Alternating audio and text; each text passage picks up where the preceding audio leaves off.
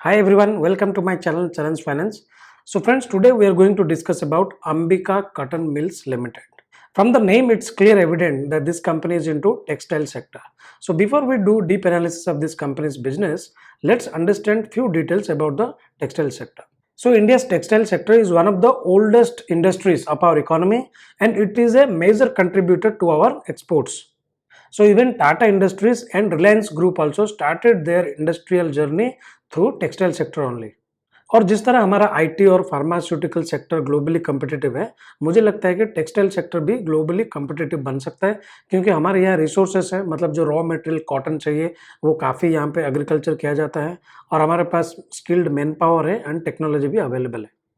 Textile sector is very diversified, मतलब there are multiple products in its value chain. अगर इसकी value chain की बात करें तो सबसे पहले आता है रॉ मटेरियल जो कि होता है कॉटन। कॉटन से बनता है फाइबर, देन फाइबर को स्पिनिंग करके बनाया जाता है यार्न, देन यार्न को नीटिंग या वीविंग करके बनाया जाता है फैब्रिक और grey fabric, then grey fabric को ब्लीचिंग या डाइंग या प्रिंटिंग करके बनाया जाता है finished fabric, then finished fabric को मेकअप करके बनाया जाता है गारमेंट। इवन गारमेंट्स भी अलग अलग तरह के होते हैं, जैसे अंडर गारमेंट्स होते हैं, फिर होम टेक्सटाइल प्रोडक्ट्स होते हैं जैसे बेड लिनन्स, पिलो कवर्स, फिर जो रेगुलर गारमेंट्स होते हैं वो भी होते हैं। तो जब भी आप किसी भी तरह का टेक्सटाइल सेक्टर की कंपनी में निवेश करते हैं तो आपको यहाँ पे बिल्कुल पता होना चाहिए कि कंपनी इस वैल्यू चेन में से कौन से प्रोडक्ट बनाती है। Now talking about Ambika cotton mills limited, this company was incorporated in 1988 at Coimbatore, Tamil Nadu. Mr. P.B. Chandran is promoter of this company. This company is into manufacturing of premium quality cotton yarns and fabrics which are needed for manufacturing of premium branded shirts and T-shirt. तो ये company premium quality cotton yarn and fabrics बनाती है। तो यहाँ पे Ambika cotton mills को जो premium quality yarn and fabric बनाने के लिए जो रॉ मटेरियल चाहिए वो होता है कॉटन। तो इंडिया में डोमेस्टिकली भी आप कॉटन प्रोक्योर कर सकते हैं या बाहर से इंपोर्ट भी कर सकते हैं। तो यहाँ पे रॉ मटेरियल का कोई इशू नहीं है। यार्न एंड फैब्रिक मैन्युफैक्चरिंग में किसी भी तरह का सोशल या एनवायरमेंटल इम्पैक्ट नहीं होता है। यार्न एंड फैब्रिक मैन्युफैक्चरिंग में वाटर कंजम्पशन भी नहीं होता है और इस कंपनी का कोई ऐसा बाई प्रोडक्ट नहीं है जिसको आपको रिसाइकिल करने की ज़रूरत है। और अंबिका कॉटन मिल्स अपना जो भी कैप्टिव एनर्जी रिक्वायरमेंट है to run their machines, they have installed wind mills.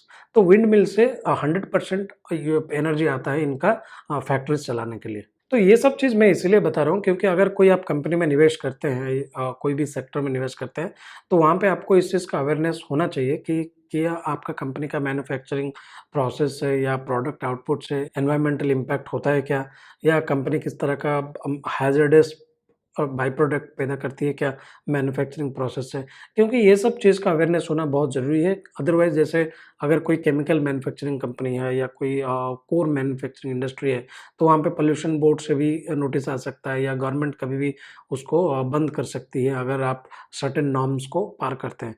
तो यहाँ पे जो रेगुलेटरी रिस्क है या जो एनवायरमेंटल रिस्क है वो समझना बहुत ज़रूरी है। बट जो यार्न एंड फैब्रिक मैन्युफैक्चरिंग में इन्वॉल्व कंपनीज है जैसे अंबिका कॉटन मिल्स है, तो यहाँ पे किसी भी तरह का सोशल या एनवायरमेंटल इम्पैक्ट नहीं है। तो यहाँ पे जो गवर्नमेंट या एनवायरमेंटल रेगुलेटर्स का जो रिस्क है वो यहाँ पे दिखता नहीं है। तो जैसे मैंने स्टार्टिंग में बताया कि ये company premium quality cotton yarn manufacturing करती है। तो प्रीमियम क्वालिटी यार्न मैन्युफैक्चरिंग करने के लिए आपको चाहिए प्रीमियम क्वालिटी कॉटन।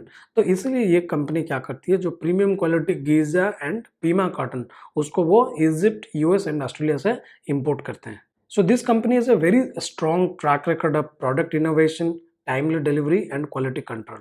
तो ये जो तीन चीज़ है, product innovation, timely delivery and quality control, for that reason they get repeat orders from their customers.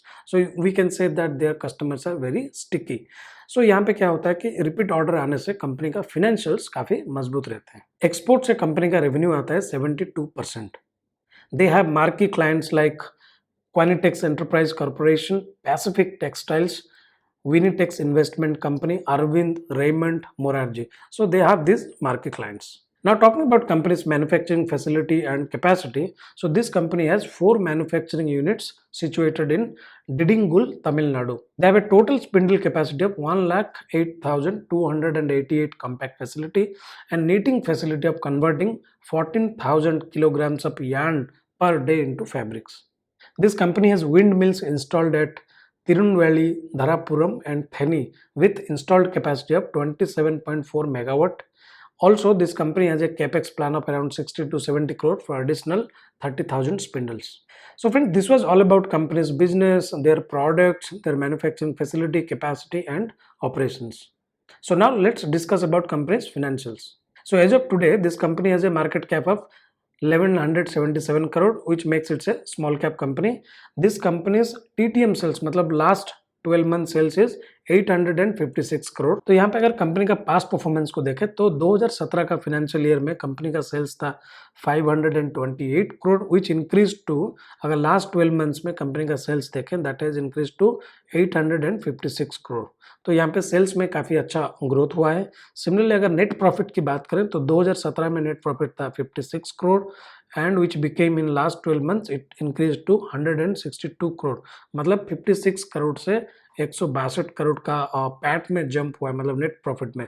तो which is a very significant jump, almost like 3x jump in the net profit. यहाँ पे अगर company का operating profit margin को देखें तो 2020 में company का ओपीएम था 17% और लास्ट 12 मंथ्स में कंपनी का ऑपरेटिंग प्रॉफिट मार्जिन बढ़ के हो गया है 29%। मतलब यहाँ पे ओपीएम में there is a significant jump, लगभग 17% से 29% हो गया, which is very unlikely jump. तो यहाँ पे अगर कंपनी का मैनेजमेंट का कॉन्फ्रेंस कॉल को सुने तो यहाँ पे इवन मैनेजमेंट भी कह रही है कि ये जो सिग्निफिकेंट जंप आया उसके पीछे सबसे बड़ा कारण ये है कि पिछले 2 साल में जब कोविड था तो कोविड के दौरान क्या हुआ, जो चाइना से सप्लाई नहीं हो पाया कॉटन, यार्न एंड फैब्रिक्स का, तो यहाँ पे ग्लोबली एक्सपोर्ट में जो इंडिया का कॉटन, यार्न एंड फैब्रिक है उसका डिमांड बहुत आया।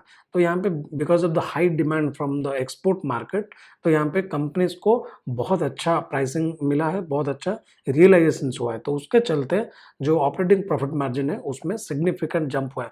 तो ये जो सिग्निफिकेंट ऑपरेटिंग प्रॉफिट मार्जिन में जंप हुआ है, this is very unlikely to stay there. तो यहाँ पे मीन रिवर्सन होगा और as per the company, not just Ambika cotton mills, अगर दूसरे cotton, yarn and fabric manufacturers का भी कॉन्फ्रेंस कॉल को देखें तो on an average as per Ambika cotton mills उनका ये मानना है कि 20% में उनका ऑपरेटिंग प्रॉफिट मार्जिन स्टेबल रह सकता है। तो यहाँ पे जो भी इन्वेस्टर्स है या जो भी निवेशक है इस कंपनी में, उनको इस चीज़ का ध्यान रखना चाहिए, जो 29% का भी मार्जिन है वो गिर के लगभग अराउंड 20% को आ सकता है। In last financial year, company's ROCE was 17% and ROE was 12%. And this company is debt-free company. So even though it is into textile sector, this is a debt-free company. आप textile क्षेत्र में कोई भी company उठा के देख लीजिए, वहाँ पे डेट फ्री स्टेटस मिलना बहुत ही मुश्किल है, क्योंकि ये जो टेक्सटाइल सेक्टर है it is a capital intensive and labour intensive sector. तो यहाँ पे लगातार आपको कैपिटल एक्सपेंडिचर करना रहता है और आपको बहुत सारा मैन पावर को एंगेज करना रहता है। तो यहाँ पे डेट फ्री होना बहुत ही मुश्किल है, बट ये कंपनी लगातार अपने आप को डेट फ्री स्टेटस में रखी है इन लास्ट फ्यू ईयर्स।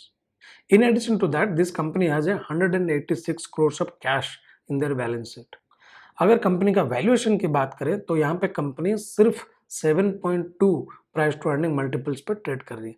तो मुझे लगता है कि इस तरह का एक क्वालिटी कंपनी जो यार्न एंड फैब्रिक्स मैन्युफैक्चरिंग है और जिनका फोकस है premium quality cotton yarn manufacturing करते हैं, एक्सपोर्ट काफ़ी करते हैं, ऑलमोस्ट 72% उनका एक्सपोर्ट से कंट्रीब्यूशन आता है। तो मुझे लगता है ये वैल्यूएशन जस्टिफाइड नहीं है, सिर्फ 7.2 is not a right valuation for this company. तो मुझे लगता है यहाँ पे फ्यूचर में मुझे बहुत ज़्यादा ग्रोथ दिखता है कंपनी के बिजनेस में और इवन पी री रेट भी हो सकता है।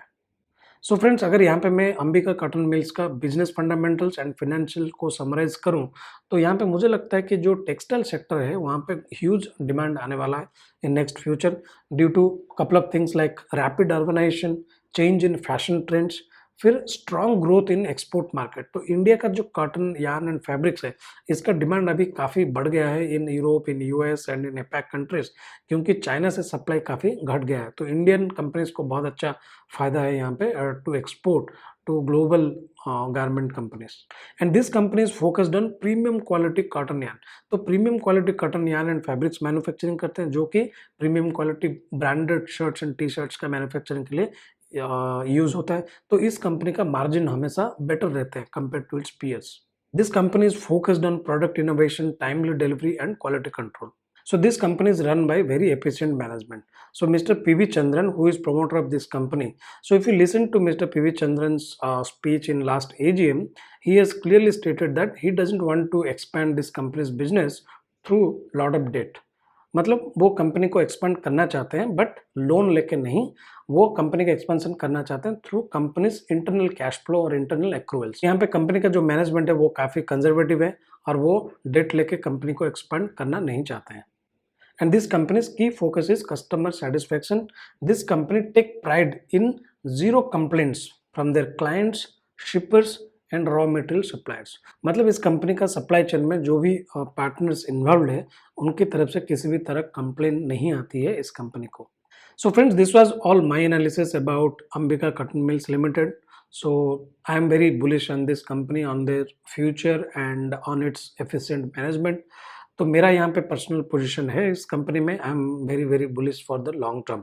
तो डेफिनेटली आप लोग भी यहाँ पे रिसर्च कर सकते हैं, you guys also can study a lot about this company. So friends, thanks for watching my video, do subscribe to my channel for such exciting analysis in the future as well. See you guys in the next video, till then enjoy and happy investing.